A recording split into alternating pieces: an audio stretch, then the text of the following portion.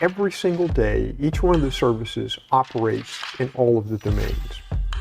And for the Air Force, it's trying to understand how to be much more sophisticated in the approach to operations and what the Air Force can offer to the Joint Force.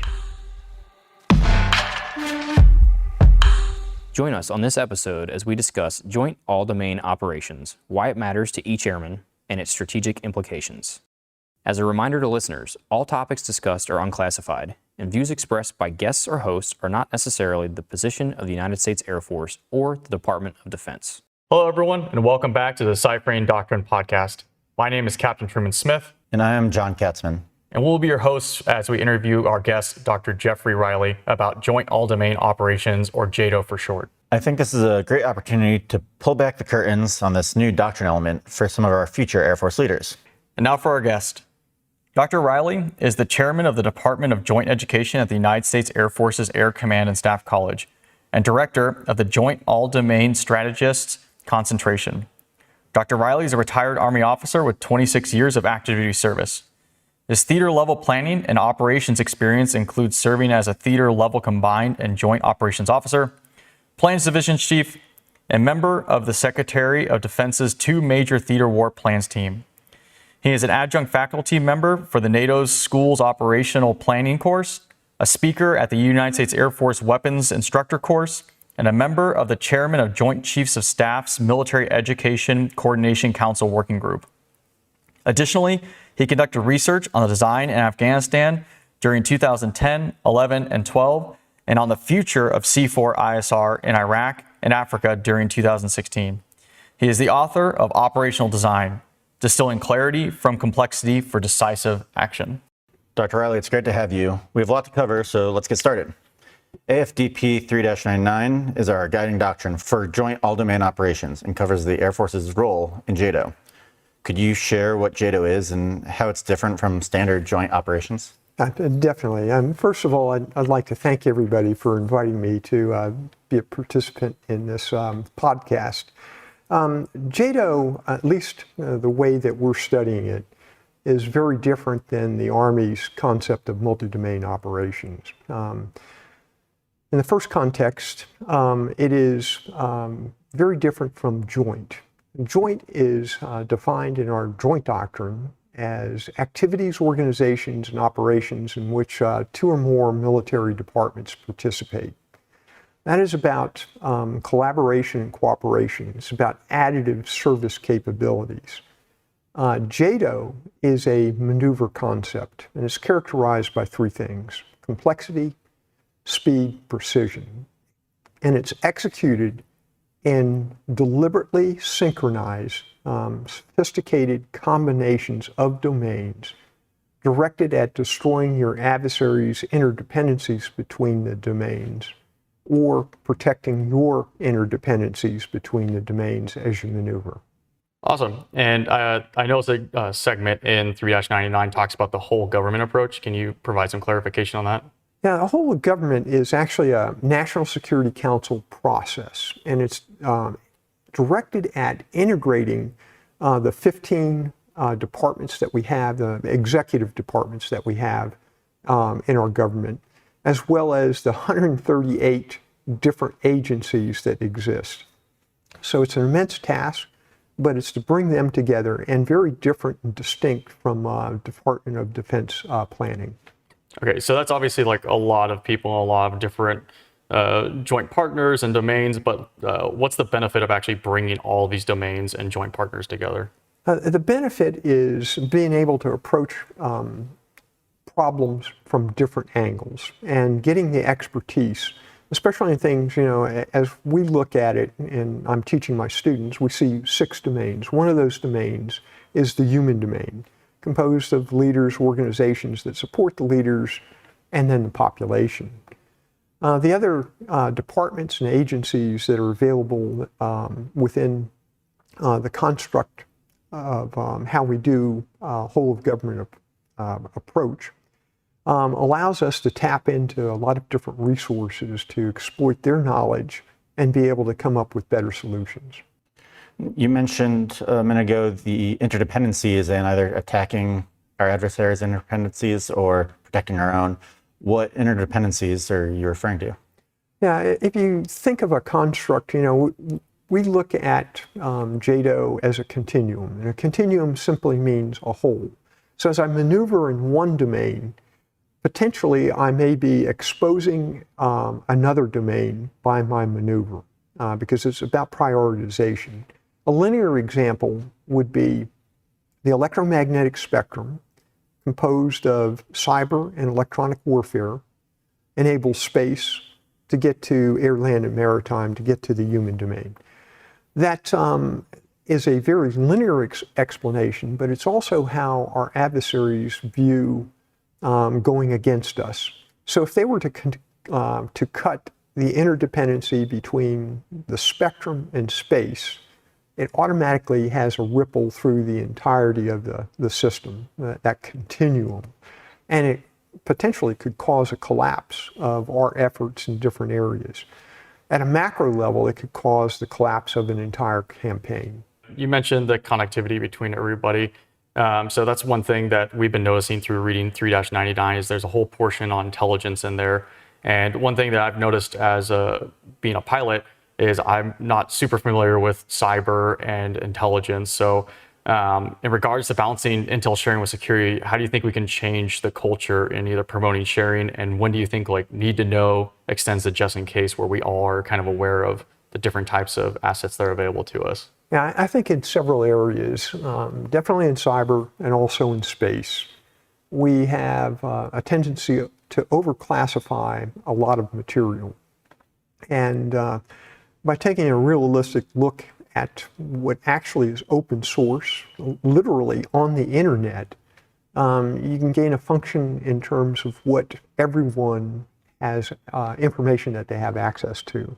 So there's a balance there that we need to level the playing field so that all players have the information and the intelligence access that they need to get their jobs done. And so a lot of information has to come together to coordinate these efforts. At what level will these multi-domain schemes be planned? They need to be planned at the operational level, first and foremost. And that doesn't mean that you don't do operational planning at the strategic level.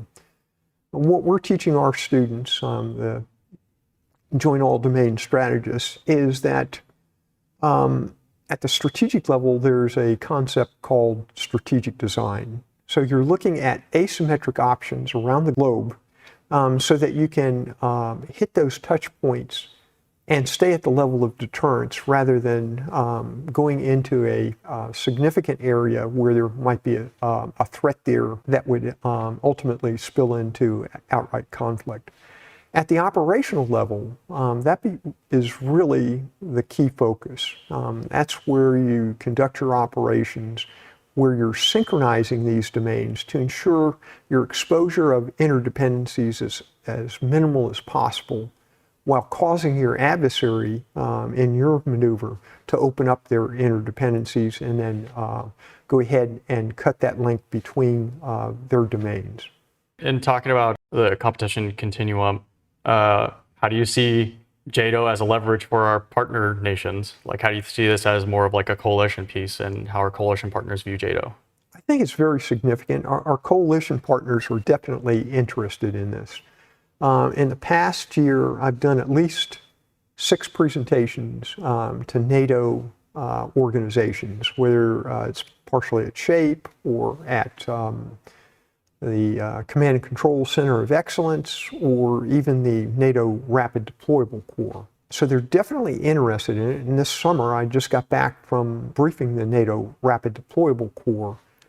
And they want to find out what the concept is, what's new about it, and what's the difference between joint all-domain maneuver and just plain joint operations.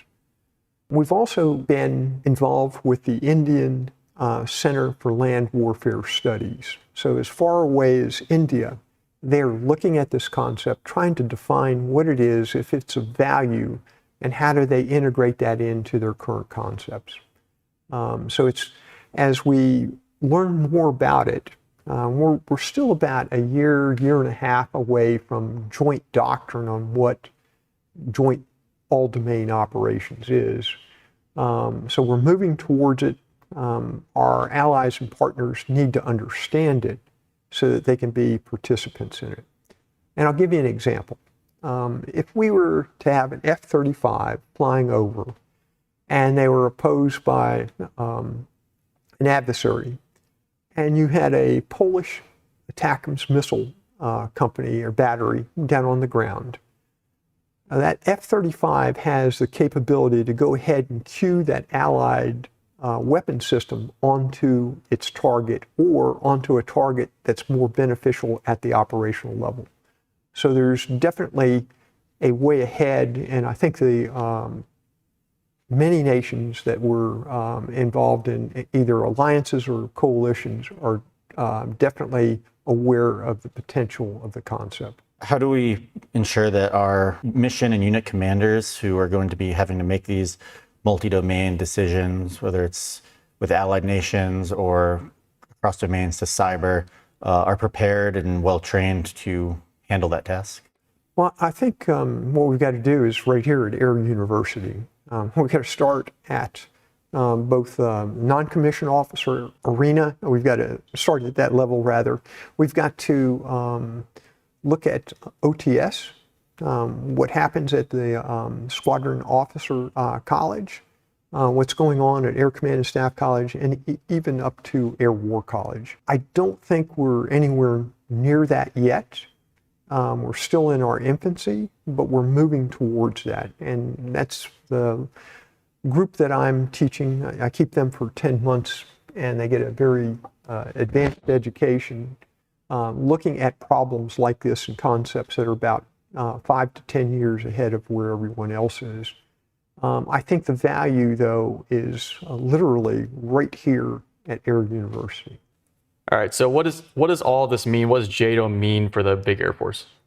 For the big Air Force, as it is with all of the services, every single day, each one of the services operates in all of the domains. And for the Air Force, it's trying to understand how to be much more sophisticated in the approach to operations and what the Air Force can offer to the Joint Force. And by doing that, it's an understanding of what goes on between the domains and the ability to maneuver in a way that directs it to go ahead and split off those interdependencies between the domains, either in an offensive action or defensively close up the gap so that our adversaries cannot exploit our interdependencies. Every single service is going to have to reinvent itself. And that's what every service is struggling with right now. So what are some ways that we can practice to incorporate JADO then? I think we can do it, number one, obviously through education, but number two, as we're doing out in the Pacific right now, is conducting operations and training events, whether it's a tabletop exercise or it's a full-fledged maneuver the force out so that you can practice cueing different systems to hit different targets at different times and leveraging the full capacity of what multi-domain operations provides. If one of the domains is cut out, we have to practice that. So if space is not available, we've got to be able to practice that. If a certain portion of the electromagnetic spectrum is cut out, we have to have an audible to drop down and be able to leverage the power of another domain to pick up that vulnerability. So down to the lowest levels of the Air Force, what's this going to mean for the junior officers and NCOs that how are they going to feel the impacts of JADO and how are they going to have to adapt? They're going to have to adapt in several different ways. I mean, if you take a look at the technology that we have just in our daily lives, things like smartwatches, cell phones, there's going to be an impact in terms of what you turn on and when you turn that on. If you're touching a radio and anything is beaming out, your adversary is going to be able to see that, sense it, and then put steel on that target. So all of us have to understand that. We have to think offensively and defensively. So what patterns provide the ability to go ahead and do passive acts, which allow us to do things like camouflage and things of that nature, all the way up to thinking through very deliberately at getting our assets to strike key adversary targets. You mentioned survivability at some point. So would you, I know like a big thing that we're gaining in the Air Force as well as ACE. Would you say that ACE is inherently part of JADO now? ACE is a JADO operation. It is dependent upon the land force for land security outside of the air base. So air base ground defense, land force is incorporated into that. It is incorporated into the logistics structure that supports air operations in ACE. ACE is got to expand by being able to tap into, say, perhaps naval assets, an Aegis cruiser, which again has certain weapon systems and different capabilities that can either assist the mission in the air domain or assist through air operations, assist the mission in the land domain or some other domain that's in need or where we want to exploit our adversary. So it's maintaining that connectivity while still being maneuverable. That's right, absolutely right.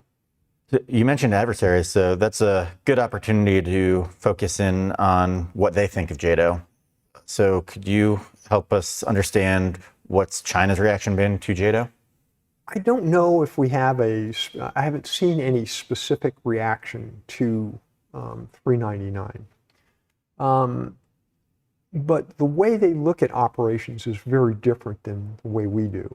From their perspective, the electromagnetic spectrum is much more important than simply doing cyber operations. And it's not that cyber operations aren't important, but the element that I want to control, and that's what domain means, it means control.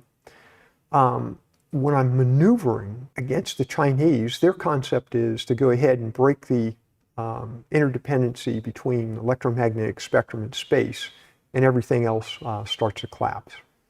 Their concept of cyber is very different. They have the integrated network electronic warfare concept, integrating in C4ISR at large, looking at the approach to maneuver very differently than ourselves. Russia has maximized its focus. Both Russia and China want to limit our ability to access C4ISR. They know if they take that away, our ability to maneuver and control maneuver is gone. So where do you think that we need to focus some of our improvements to compete with China and Russia in JADO? I think our biggest vulnerability is not understanding two of the domains that we teach. The first is I've already stated, is the electromagnetic spectrum. Understanding that, if you understand what capabilities within the spectrum that you need to preserve and what capabilities you need to take away from your adversary, will propel us much further ahead in terms of joint all-domain operations. The concept of maneuver for our adversaries, and looking at us, they've patterned us, and they understand that. The spectrum is a part, and there's the basic parts of the spectrum are radio frequencies, and that's about, we have 90% of our focus in about 1% of the spectrum. And then we've got microwave, infrared, ultraviolet, X-rays, and gamma. There's capabilities to send packets of ones and zeros, leverage cyber much more sophisticated, in a much more sophisticated manner than we're currently exploiting on a regular basis. We do have units that are either practicing that right now, but that is a focal point that we've got to get to. The other element is what I mentioned earlier also, is this thing called the human domain. Understanding behavioral focal points, understanding what cognition actually means, and the 5 basic effects that you want to cause and create to achieve your objectives. And your basic objectives in the human domain are deter, compel, and suasion. Suasion is used for allies and collaboration. But there's 5 basic effects: psychological, physical, functional, systemic, and then temporal. And playing combinations of those against your adversary using information as a tool, both direct, indirect, kinetic, and non-kinetic, is where we've got to go. And we have to have a doctrinal taxonomy of the human domain to be able to figure out how to operate within that domain, both offensively and defensively and through collaboration. So it's a very complex domain. We've got to do a lot more exploration. All right, sir, I think that's all the questions that we have about JADO right now. We would like to close out with a little bit of mentorship. So what leadership nuggets do you have for us as CGOs and NCOs? The real thing is study as much as you can. Learning is a never-ending process. We have a number of PhDs over at the college. I've got one of those pieces of paper, and they call it a terminal degree. If you're calling yourself terminal in terms of your knowledge, you failed. So you always want to strive to learn. The other thing is you have to prepare for the future. We live in a very dynamic world. You have to be prepared for that. I would also recommend that you study systems theory and a concept called constructivism. Systems theory is basically, I look at problem sets through the lens of a system, and when I touch a system, that system's going to change. And when it changes, you should understand what those potential changes are going to be. The theory of constructivism have the lens of a political scientist, which looks at constructivism through through characterizing it in terms of identity and belief. The actual concept that is grounded comes from a child developmental psychologist. And for an individual to learn as much as possible, if you change the structures in the environment, it will get a change in learning behavior.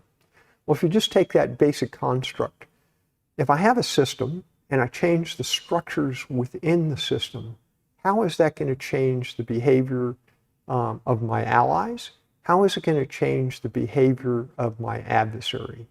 And you should plot that out. And it is really probably the greatest void that we have in education, in any professional military education institution. It is the essence of everything that you want to do. The next thing is understand design. Design looks at, by our doctrine, it's understand the environment, identify the problems, and then develop a design or a blueprint. The way to think about the environment is through an observed system of how you think the system works, and a desired system for how you want to change the system. And by looking at those 2 different contrasting elements, there's a tension in between. Here's how the system is working, functioning. Here's how I want to change it.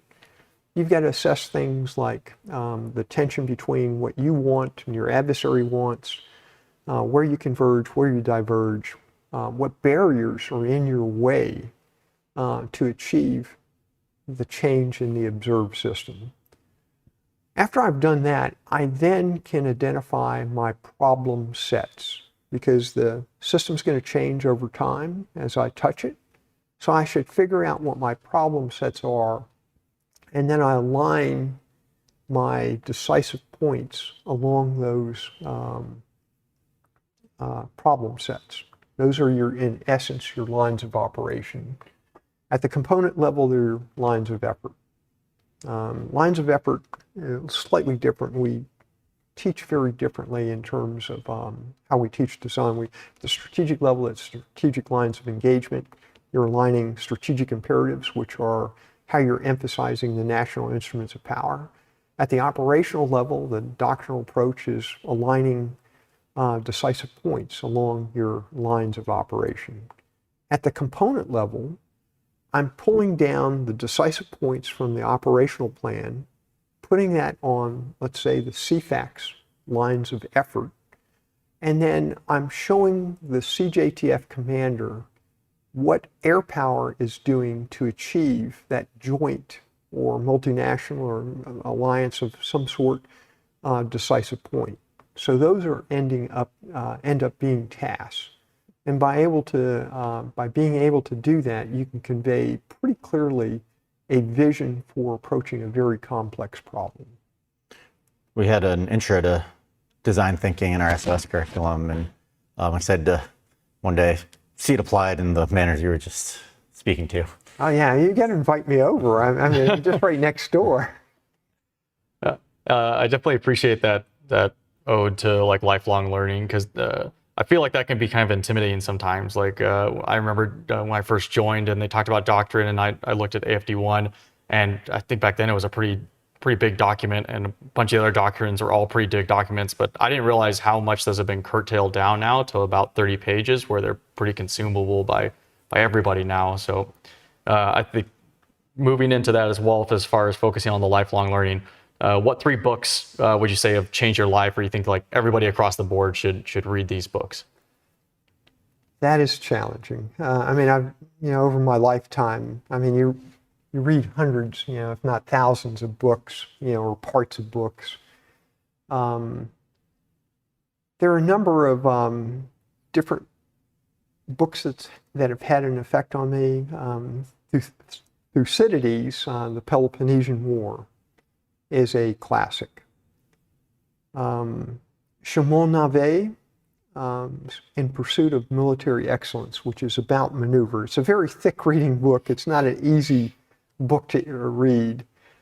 And then probably Bertalanffy, A General Theory in Systems. And I'm paraphrasing the title there.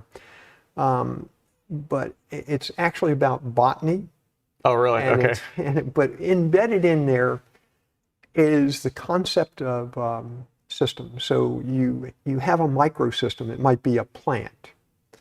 And then the macro system around that plant might be other elements within the field.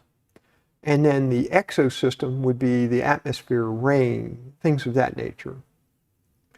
And it's learning to understand the connectivity between those systems so that you can orient at solving the root cause of the problem. Typically, we only go one layer deep and we solve just the symptom. We've got to learn to identify the core problem and then be able to solve that. I feel like that has some parts that are also applicable to JADO.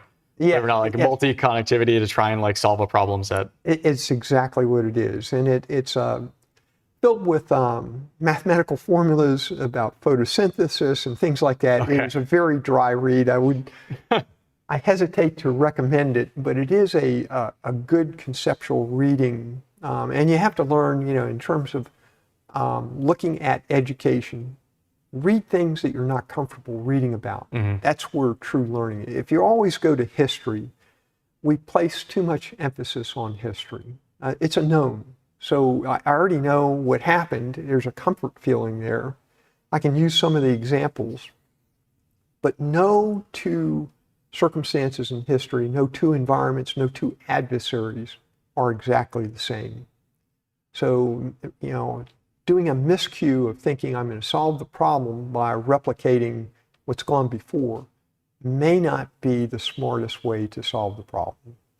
It's good to have lessons learned. It's good to understand that It's good to use history for illustrations, but concept is where you've got to go. That's going to do it for today's episode of the Deciphering Doctrine podcast. This podcast is produced by the LeMay Center, mixed by Air University Public Affairs, and conducted by students at Squadron Officer School. Thanks for listening, and we'll see you next time.